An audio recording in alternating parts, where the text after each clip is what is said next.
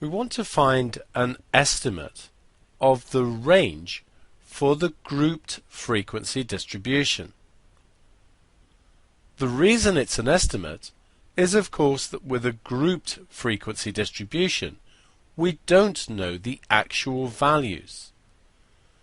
So what we do to get our estimate is we calculate the maximum possible range.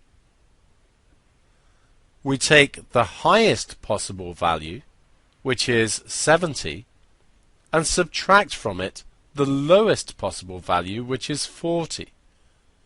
So our estimate of the range is 70 take away 40,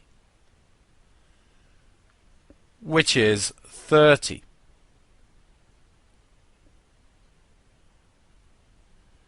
You may notice here that this says less than 70, not less than or equal to.